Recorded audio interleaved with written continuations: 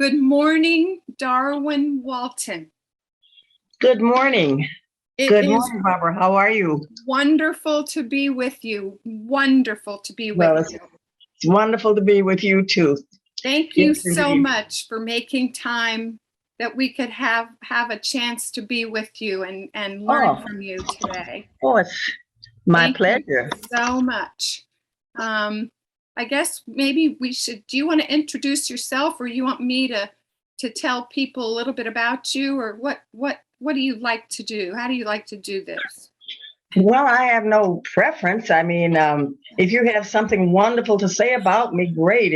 If not, I'll do it myself. Then let me do it. Love your outfit, by the way. Okay, so this is Darwin Walton, and if I had to ask our future audience to guess how old she is, I'm thinking they might say 59. They could stretch it to 65, but I don't think anybody is going to say 95. So I'm going to say that one more time. She I'll say is it. I'll say it. 95 years old. Oh my gosh. So Young, Barbara. Young, young, young. Young, please. I'm not old. no, I'm no. not yet old. I'm getting there, but I'm not yet old. You are beautiful. You are beautiful. She Let's see. is an author of, I don't know, 7, 8 books for children, Darwin, I think, something like that. Let's give the kids the history tech context here. She was born in 1926. So that's before World War II. That's Right. before the Great Depression. That's before Vietnam. That's before all those things. It was probably a long time before their parents were born. So she's lived a long life. She has met challenges. She has just, you can see the strength that's inside of her. And what we're going to do today, and we only have 40 minutes to do this, so we'll have to work fast, but I want everybody to meet her, to understand what she did in her life, and then we can talk about her books, her stories that she decided to write for children. And then I want her to talk to us a little bit about what in her life, people, experiences, whatever, made her so strong on the inside. And maybe she can tell us some things that would help all of us today to have that strength. So Darwin, let's start North Carolina, Charlotte, North Carolina, right? That's right, Charlotte. Dear, dear Charlotte. Beautiful Charlotte. And did you have brothers and sisters? Yes, I had 4 sisters. Wow. 4 sisters. 4. I'm second to the oldest. Okay. Oldest. Mhm. Okay. So in But- the middle of the line of sisters. Exactly. Okay. All right. Now, did you grow up, was that like a big city? Was Charlotte a big city then, or? Well, what- Charlotte, yes, Charlotte was always a city as far as as I know. It was called the Queen City of North Carolina, Wow. and I guess it's still called the Queen City. Queen City. But I guess it's one of the raging metropolises of the United States. You know, it's carrying on. Charlotte has been compared to Chicago on many occasions. Wow. Wow. And going back, I can see that. When I have gone back on many occasions, I could see the growth, and it was actually moving right along. Yeah. Yeah. I think Charlotte was probably, from an educational standpoint, I think it was a little bit ahead of its time. Because, for example, I in high school had 4 years of foreign language. Wow. Everybody that finished West Charlotte High had 2 years of Latin. Can you imagine? No. So, I mean, that's just something that doesn't happen. Mm-mm. And 2 years of another foreign language of their choice. But the Latin you had to go through. So we knew English. how to conjugate the verb to be. What's a conjugate? The kids ask me today. Right. So That's impressive. That is impressive. I don't think there are many high schools today that are demanding that kind of rigor from our children. no, and I think it's unfortunate because it is, and it shows in our language and even in our professionals, that we truly don't examine the language enough. Anyway, I had kids coming back from high school after they had gone through my 6th grade language arts class. And one gal came in and she says to me, Mrs. Walton, I wondered all of these years now I know what you mean by conjugate. I couldn't say to them conjugal, I said, start at the beginning. Right. Well, that's wonderful. That's wonderful. So you were actually teaching in Chicago. Is that correct? Well, I started out, my first teaching job was in Chicago. Okay. And then I moved to Lombard, and I taught. Most of my career was in Elmhurst.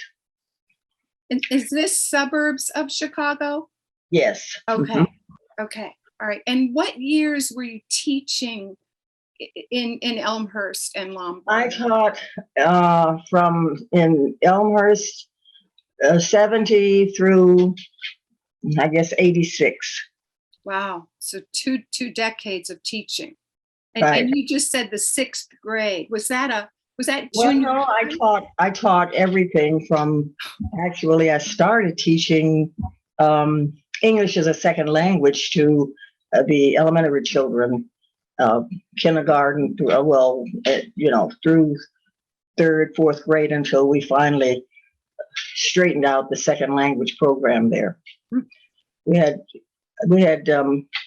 children, many, we have 15% Latino children there when I started teaching. I was hired really for that reason. So as a teacher for these children, because the feeling was that because I was of a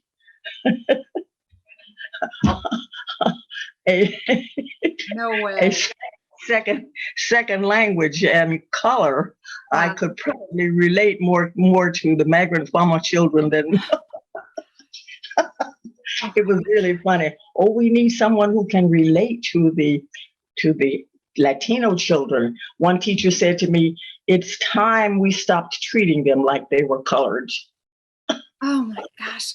Okay. I'm going to stop you right there, because my guess is when you lived through those experiences, you had to figure out how to deal with that. How did you deal with that, Darwin? Well, I dealt with it as it came along. I mean, honestly, I did. That's the only way to deal with it, is just to be real. Okay. Because there's no subterfuge. It's not going away. Okay. The educational system tended to pretend that we weren't there, that people of color just simply were not there. So let's give them something separate and maybe we can avoid it. And that was really the feeling that I got when I first started teaching. I thought, well, we're not going anywhere, and we're going to integrate into society. So why not? Let's get it over with, So, but my work was my books were based on the understanding that families are the first teachers of their children and the most important ones, and that there was nothing for parents to start their children with knowing, and many children actually didn't know there were kids that were different from them in the world. I had many incidents with my own children. This is what prompted my first book, What Color Are You? I took my son to his kindergarten checkup, and his kindergarten dental checkup, and there was a little boy there and his mother, And the child, who was Anglo, came over and said to my son, "You're brown. How come you're so brown?" And my son, John, said, "Because my daddy's brown." So he said, "How come your daddy's brown?" And this answer was, "Because he's not white." So, and the mother said, "Tommy, leave the little boy alone. Come on over here and sit next to me." I said, "Oh no, let them visit. He's about to learn something he hasn't learned." But just imagine, this was in 1958, and this child had not seen a child who was different. There were none on television. None of the shopping malls had them. They weren't even integrated. It was amazing to me how separate the world was, all the way to the 70s. I mean, people you would have grown up. You would have grown up with that same separation, correct? Well, exactly, except you forget we were separate, but everything we had to read was still white. We knew everything that was going on in the white world, but they knew nothing about us. Wow. All of our books were white. All of the children were white Anglo-Saxon, and mostly men. Very few women. As a matter of fact, when What Color Are You was published in 1973, it sort of it explained how we were all the same color, just different shades, caused by the amount of melanin in your skin. Yep. And of course, at that time, there were no books in the classrooms for teachers and children in elementary school to even see a child of color or a person of color. They simply did not exist. Many children started to school and went to. I have had 90-year-old people say to me that they went all the way through high school and never saw a person of color. One man said to me, there were 900 boys in the school where I attended. There wasn't a person of color there. I mean, it's unreal to think about some of the ways that we grew up, the unrealistic approach to humanity. So I thought, well, maybe we ought to talk about this. And even the superintendent of schools said to me, "I have my PhD. I never heard of the word melanin before." I mean, this is unbelievable. This is how critical it was. I mean, What Color Are You was named a book of the decade. It was also a landmark book according to the Chicago Historical Society. So it was one of the prototypes that they used to integrate the books in in Illinois. We lobbied for it, and actually Allen and Bacon had to tear their social studies books apart and insert the accomplishments of people of color as well as women. There were no women in our books either. So we were all just white Anglo-Saxon men. Right. And that tends to frame so much for each one of us. It frames what we believe about what we can do. It frames what they are able to do compared to what we see our limitations as being. When you start seeing yourself, that's when your hopes and your dreams get a little bigger and include more possibilities. Exactly. So I read that this book, What Color Are You, was the first American book to address diversity for children. The very first to address diversity. So that must have taken so much courage. Well, it was not courage according to my ignorance at the time. It was sort of something I saw that could happen. And you would be surprised at how many publishing companies just thought I was out of my mind. I would not be surprised. I was going to ask you how hard it was to get that book published. Well, it was very difficult, and I finally went into Johnson Publishing Company, who was not a children's book publisher and knew very little about the children's publishing world. He was the publisher of Ebony magazine. And I said to him, I said, it's your responsibility. Nobody else will do this, but you must publish this book. And he said, well, I'll probably eat it, but okay. I said, well, I promise you, you won't. However, he did publish it, and it was an immediate hit, of course. So, but it didn't hit the right places. It was not a children. It didn't go into the white schools as readily because he didn't have that kind of distribution. Right. So anyway, it was sort of a chance that I took. However, I did receive threatening letters after the book was published. I did not get the review from some of the teachers that I hoped to get. They were angry. As a matter of fact, I had student teachers. One student teacher who made a presentation of the book for one of her projects in school, and the school that she was doing her service work. And she said that the faculty was actually angry with her for presenting the book because she said, well, Walton claims that we're all the same color, just different shades of that color. She said they were really angry with her for that. She said they did not like it. So I said, well, the truth can sometimes be very painful. And it was for people who were tightly engrossed in their notion of what color was all about. But at any rate, I wanted books for parents to read to their children and explain to them how they felt. My children's experiences as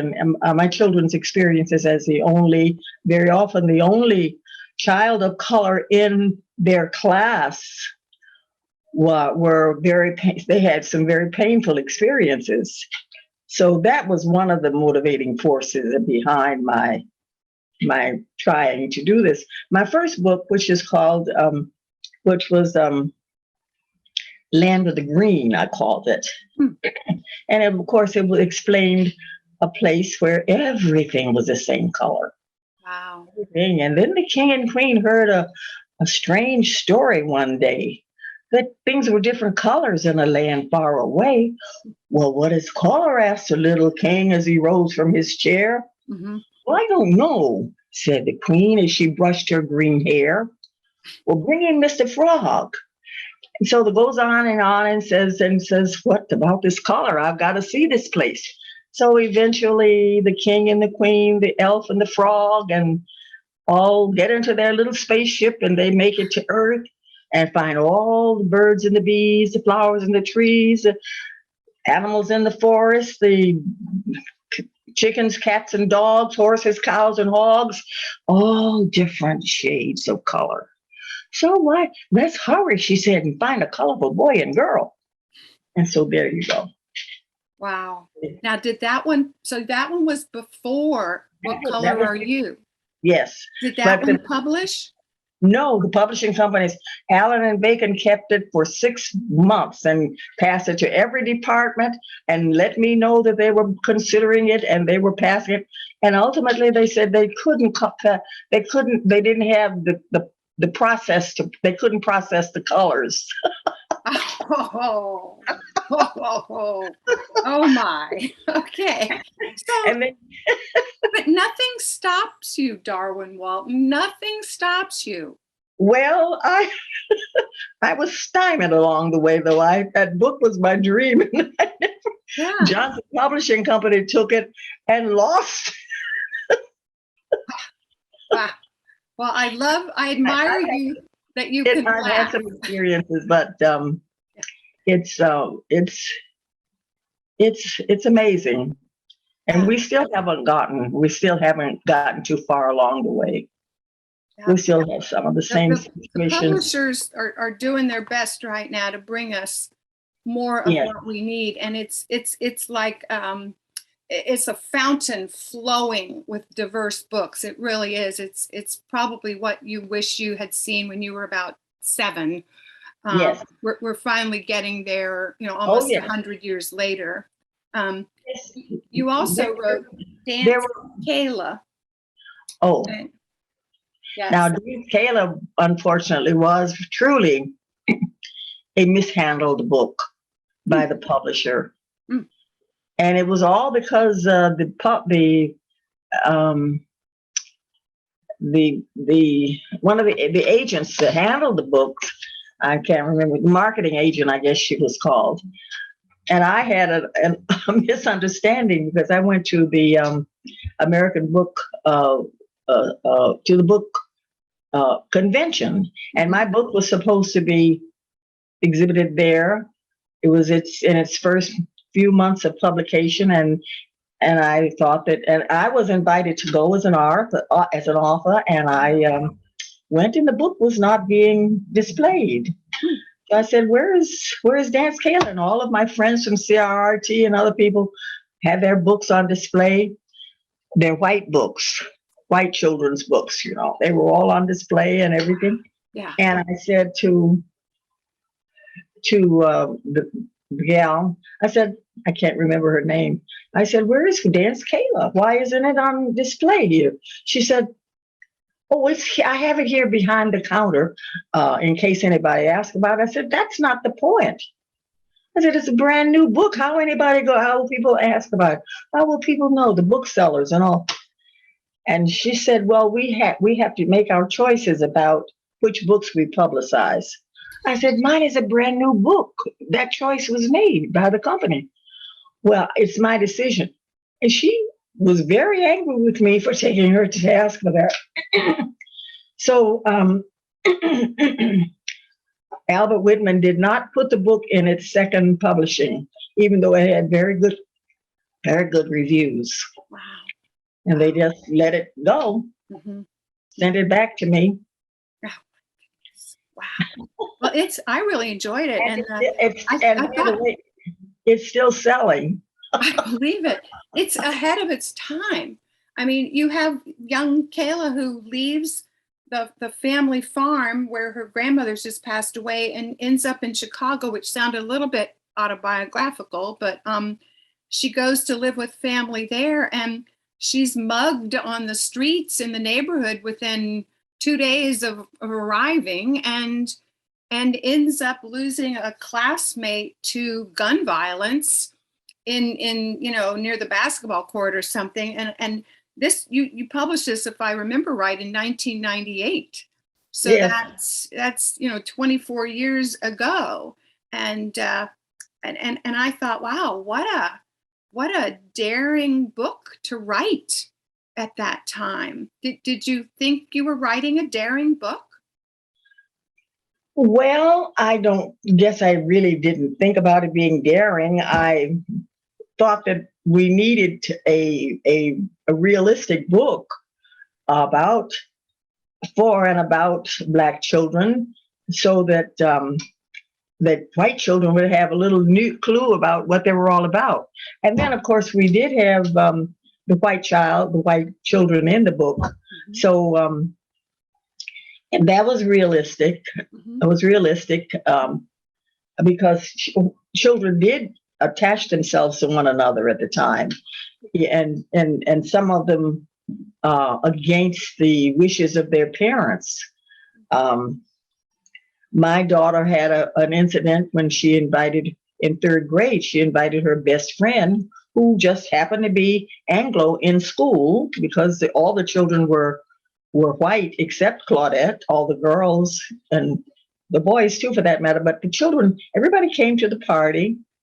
We had a backyard party. All the children came to the party except the best friend that Claudette had developed.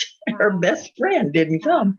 So one of the other children said to her, "I know why Debbie didn't come to your party." And Claudette says, "Why didn't she come?" "Because her mother wouldn't let her come to any Black people's house." So she said, Claudette came to me. She said, "Mommy, what's wrong with Black people's house?" I said, "Well, honey," so she told me the situation about Debbie. Said Debbie's mommy wouldn't let her come because she didn't want her coming to a black people's house. I said, well, it's like being afraid. I said, do you remember when you got ready to jump in the deep water for the first time to swim? You remember how scared you were because you didn't know what was ahead.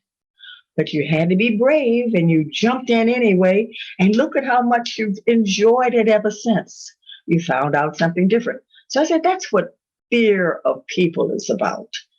You don't know. So don't blame Debbie just for wanting being friends as much. So we had stuff like that going on all the time. And I had to figure out some ways to explain it to my children without saying just don't care. I mean, you had to care. You had to see. Yes. So That's a beautiful way of explaining it to a child. It's a beautiful way. It makes it concrete for them and it separates it from their identity. So they don't have to absorb the other people's fear. That's wonderful. I'm thrilled you said that in this interview. I think that's going to help so many other people going forward. So good. Well, you'd be surprised at how many things come up when new things arise.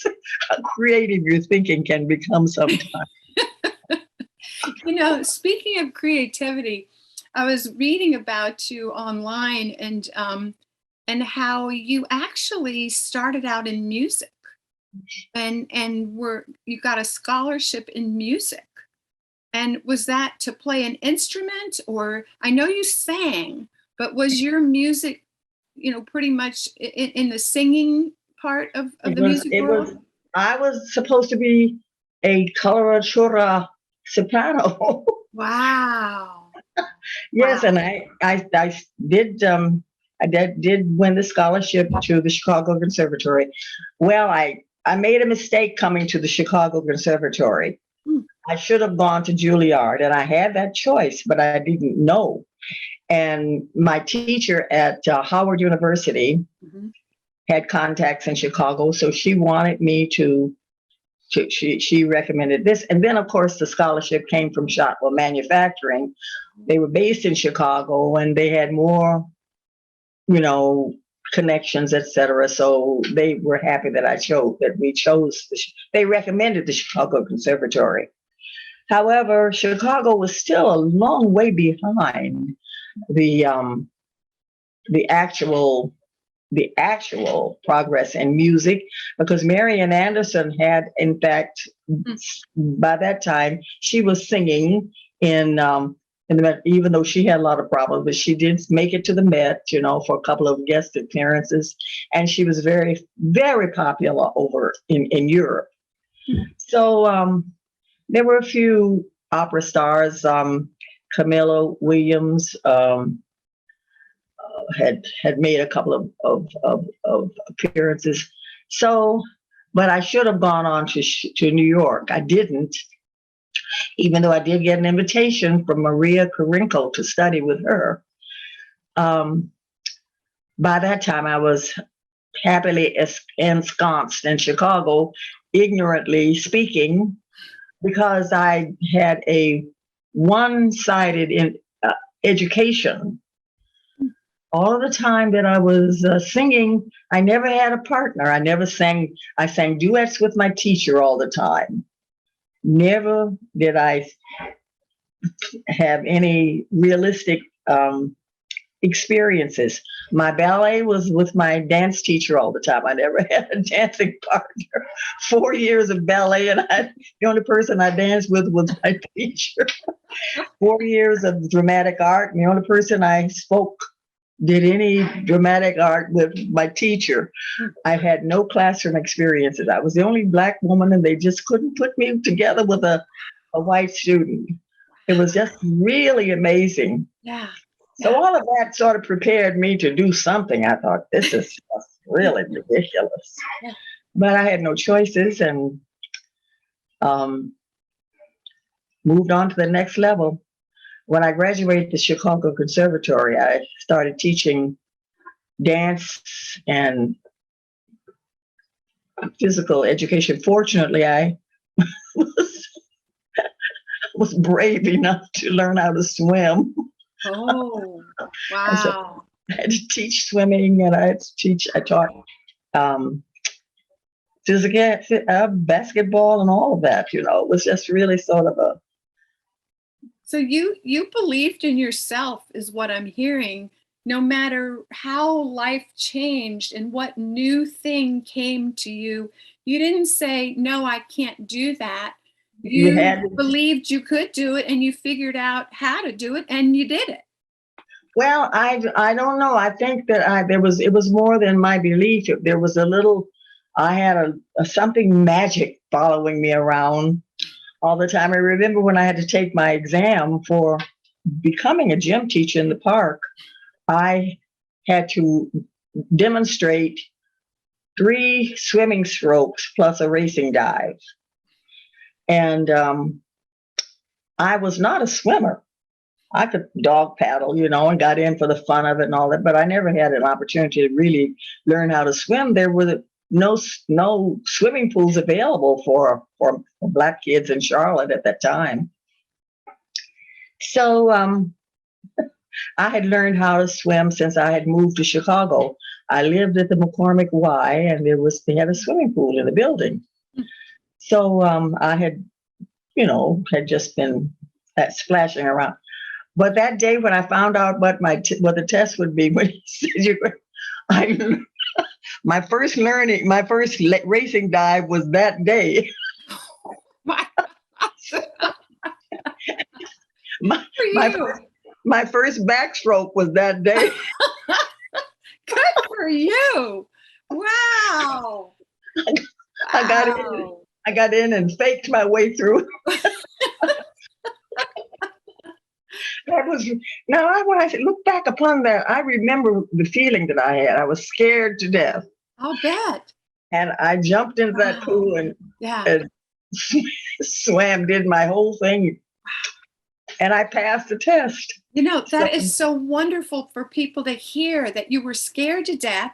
You'd never done a racing dive, you'd never done a backstroke, but you got in that pool and you just gave your best shot and it moved you forward. That's wonderful. well, it was brave, I could tell. Yes, yes, yes.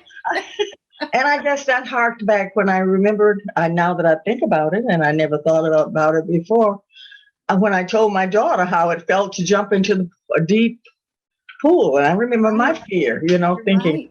And then Yes. I thought, this is a cinch. Why haven't I done this before? Wow. Wow.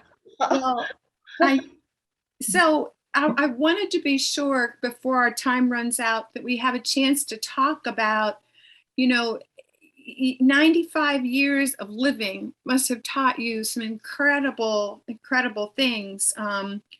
What what would you want our kids to know that is something that just made your life possible, you know, that your all your success possible, the reason why you decided, hey, I can write a book too, you know? What would you tell them so they believe in themselves and they jump into the pool too? Well, certainly I have nothing new to say about what makes a life worth living. We all know that we have to have something to do, something that you really have to do, that you have to have a purpose, and you have to have something to love, Mhm. something to really care about. And you always have to keep busy trying to get there. Mhm. Something to do, something to love, and something to look forward to. Mhm. Beautiful, beautiful. And Darwin, go ahead. I think that we know that. We just do know that. Everybody knows it. I think people really strive for. Sometimes they can't uh, decide what it is, but they know they need it Mhm. because all of the problems that we have stem from not having one or the other. Hmm. Wow. Wow. Yes. Yes. And they need a way to know how to find it. And that Yes, yes, sometimes you jump in the pool to find it. You just see what's going to be next. If you jump in the pool, what will be next? Where will that take you? You have to take a chance. You have to really take a chance. And my first lesson to teach when I was teaching was, there are no bad questions. There are no wrong questions. There are no funny questions. All questions are important. And if you have a question, just ask. If you know the answer already, it's okay too. But if you don't know, it's okay. Mm-hmm. Mm-hmm. So find out. Mm-hmm. Go about the business of finding out. Curiosity is a wonderful gift. Exactly. Yes, curiosity. Mm-hmm. We just really do have to be curious, and it's every day of my life I have a why. I still have not realized how many things I don't know. So I guess I keep looking. Mm-hmm, mm-hmm, mm-hmm. Oh, wow. That's a great way to live, Darwin. I think you're going to live a long life. Well, yes. With that attitude, you can see how you did that.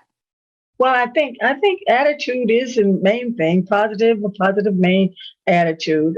And, you have to be grateful. You realize that you are made up of a lot of different facets, and many people have a lot to do with that, with how you're put together. Mm-hmm. And you realize that part of you is a part of the whole. Oh, that's good. Yes, yes. I've grown up with, I am a part of all whom I have met. But the fact that a part of us is part of the whole, that's really awesome. That is awesome. Yep. Because we all belong. We're all connected. Right. Exactly. Yep. Yep.